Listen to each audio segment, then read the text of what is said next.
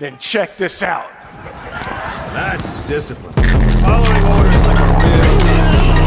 Yo, I hit the jeweler, got some goals. I sold a little weed, but I could never sell my soul. And when I'm in LA, you find me out in Lil Toke. Come a vocal with my ramen, I'ma need another blow. Let's go. Tell me your name and I'll tell you a story. Alpha and Omega, the video game. True gaming art. I can't believe they made an Alpha and Omega video game. I mean, come on. Of course there's a video game. I'm kinda shocked that people are shocked that there's a video game. It just seems so incredibly obvious. Also, I know someone's gonna bring up the fact that this is a licensed game and is gonna be all like, oh, those are never good. And then forget the fact that all of these games are licensed games. That being said though, this game is definitely shovelware. Now, I was gonna do this video after Alpha and Omega 8 as a little bonus round, but I wanna make that movie extra special. So here's a video on the Alpha and Omega game. Woo! This game was developed by Storm City Games, a publisher who is probably dead. There aren't any articles about them shutting down, but judging that their Twitter still states they make Wii and DS games, and their last tweet was in 2011, and the last game they published was old school classics for the 3DS, a game that I can't for the life of me find any footage or copies of. It's safe to say that the publishers behind Beastly the video game have gone the way of Beastly the movie. Remember Beastly the movie? I wish I didn't. I just was scared that you didn't. Didn't what? Also, I am playing this game via emulation. I don't own a 3DS capture card, nor do I want to spend the money to buy one. They're highly rare and not made anymore. And I don't want to spend that much money or time on a video on the Alpha and Omega game. So here we go, the game that's better than Arkham City. Also, weird side note. So this box art, aka one of the worst box arts I've ever seen in my life. The model for Humphrey, not from the actual movie, but rather it's from a pre-movie deleted scene / test footage, which for some reason looks better than the actual movie. You know, this makes me hate the original movie even more because there was potential there. But then you compare this with any Alpha and Omega sequel and it's just depressing. But I really digress. I need to pay the IRS soon and I need to make YouTube money. So let's review Alpha and Omega the video game for the Nintendo DS. What is my life even anymore? I don't know. Tell me your name and I'll tell you a story. No thank you. I don't want Caden Humphrey moaning my name. Oh, I got a funny one. This will be really funny and original. F-U-C-K. Please do not use profanity? Since when do you care? Fine, I guess I'll be Dumsy. Chapter 1, Omega Fun. Couldn't have said it better myself. Alpha and Omega Post-traumatic stress disorder is a story of two very different wolves that share an amazing adventure. Oh, Cade, what did they do to you? The unbridled power of the Source Engine. So yeah, these cutscenes look really bad. They're contrasted and pixelated to hell, which is weird since the DS was capable of so much more. They just simply didn't put in the effort to make a good-looking game. Humphrey, on the other hand... Oh, no! I don't like the eyes he's given me. Can I arrest a fictional character over eye contact? Humphrey has a bit of a crush on Kate. You can see the drop shadow. These are 2 JPEGs. Humphrey climbs the slopes with his Omega pals to discover new ways to have fun. And what can be more fun than sliding down a snowy hill on a log? You sound like you're being sarcastic. So we get a quick tutorial and we're in the game. So how is the game? Is it good? Is it bad? Is it... what is it? It's a Flash game. You know those, Mario motorcycle Flash games? Yeah, this is that. I mean, I guess it's not that bad. Just kinda mediocre.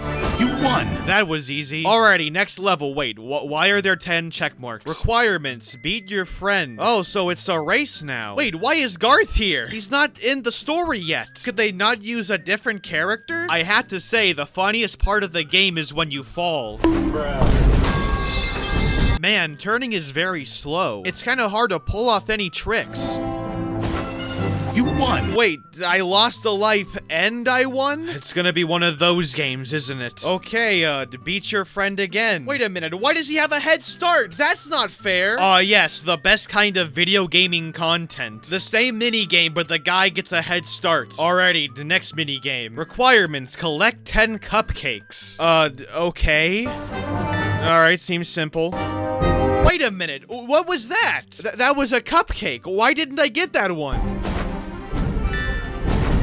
Oh, I see how it is. So apparently, fuck you. You don't get to collect all the cupcakes. Alright, this game's starting to get shit. You won! Nice. Alright, collect 10 cupcakes again. Alright, it's getting a little repetitive. Do a flip, Playboy Cardi. Do a double flip, Playboy Cardi. Alrighty, another cutscene. Yep, this is it. This is the narrative experience. Non-voice acted quotes over shitty still images. I mean, it's better than the actual movie, I'll give it that. Do a flip, do a double flip. Alrighty, let's do this. Oh, I messed that up. Let me try again. Whoa, what? What? Did the camera just glitch out in a 2D side-scrolling game? Didn't we have this nailed down in the 1980s? Okay, whatever. Let's try this again.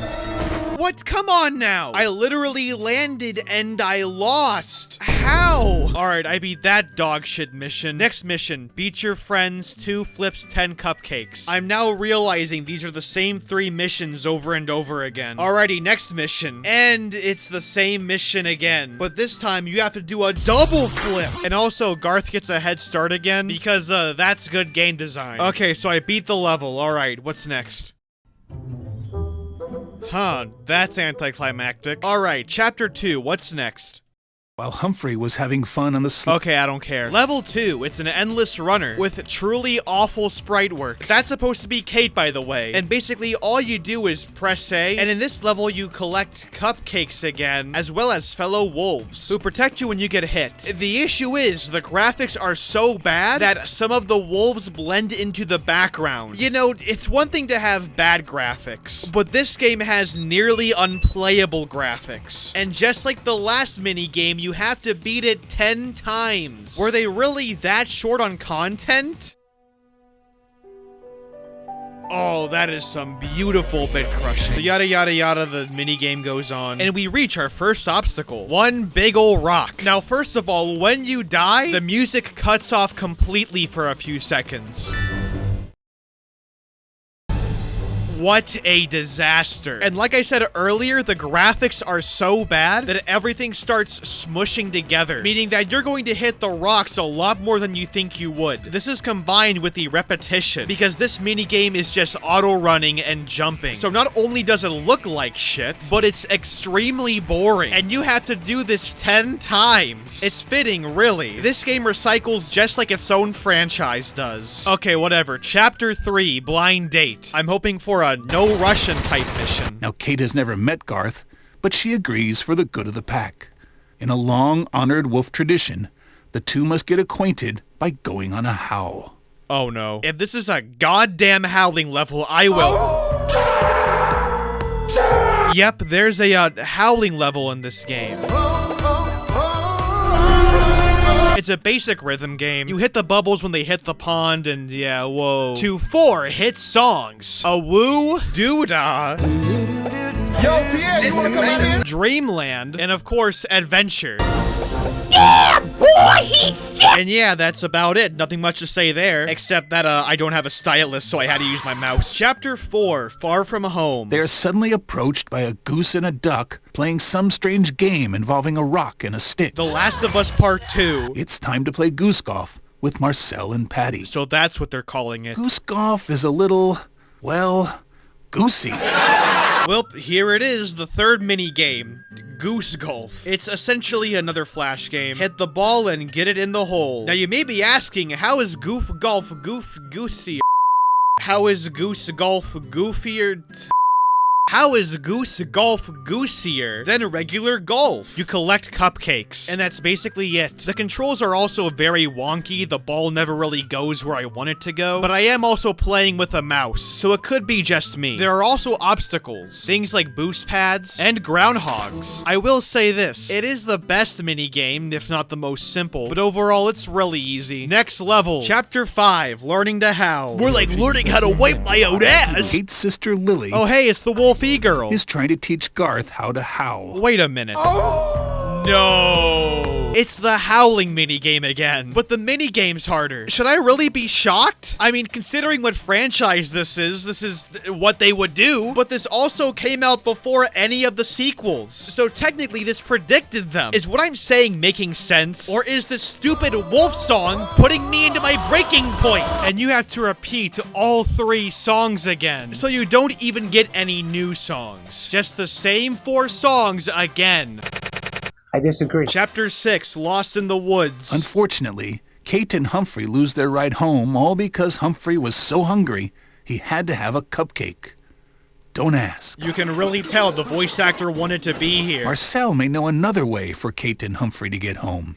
But first, help them play through another round of goose golf. Well, there goes the urgency. So it's just the golfing minigame again. But now there's a woodpecker who steals your ball whenever he fucking feels like it. And that's it, just the golf minigame, but slightly harder. I'm beginning to notice a pattern here. Chapter 7, Over the Mountain. And it's the running game again. Notice any patterns? But now there's no extra wolves. So now it's even more frustrating. And you have to repeat this 10 times again. This is so repetitive and unfun. You can really tell the influence from the Beastly game on this one. Chapter 8, Trouble with Bears. On their way, they run into trouble in the form of a very large bear who is not up for a game of goose golf. This game's humor is so dry it hurts. And now it's the logboarding minigame again, with the same stupid physics as last time. But now there's a bear that randomly kills you. I think you're supposed to avoid him by doing aerial tricks, but sometimes, and especially after you die, you don't have the time or the air or the ground to get up in the air. Meaning that if the bear wants to kill you, he can just kill you. Who thought this was fun? And once again, 10 times. I could have sworn the DS was much more capable than this. Oh, and you'll want to know the best part? If you lose enough times, you can just skip the level. It's like they knew this game was dog shit. And halfway into this chapter, you play as both Kate and Humphrey? Okay, cool. And somehow I land and randomly die even more times. This game is literally broken. Oh, and the best part? I learned by accident you can switch between the background and the foreground. And nowhere does the game actually tell you this. I know I keep saying this, but this is literally a disaster. I know I shouldn't be expecting much, but keep in mind, someone programmed and played this. I played this. Chapter 9, Howl on a Train. If this is the howling minigame, I'm going to... Humphrey looks up and notices a full moon. And I think we all know what that means. iPhone sex. When a wolf sees a full moon, he must howl. But does he have to? So yeah, it's just the howling minigame again. But this time on hard mode, which just equates to the minigame being more frustrating. Not to mention, this is the 3rd time they repeated the howling minigame. Yeah, now we're gaming. Chapter 10, Stampede. And guess what?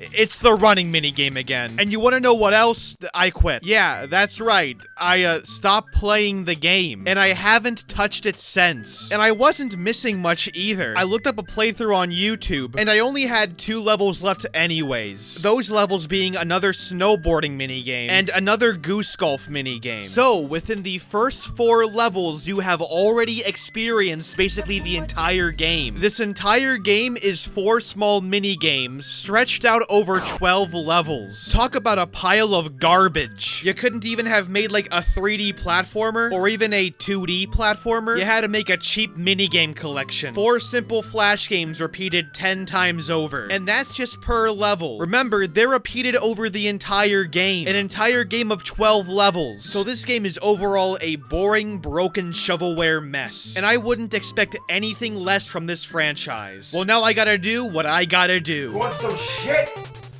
Bombs away, boy, bitch! Fuck you in the lanes you came with.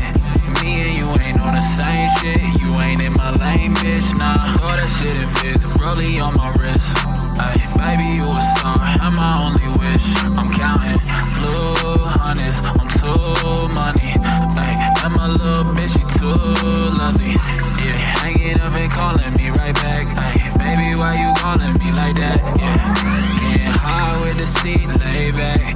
Baby, gon' relax, yeah. Hey, they don't know the half, yeah. No matter what happened, I got your back. Baby, that's the facts, yeah. That's the facts, yeah.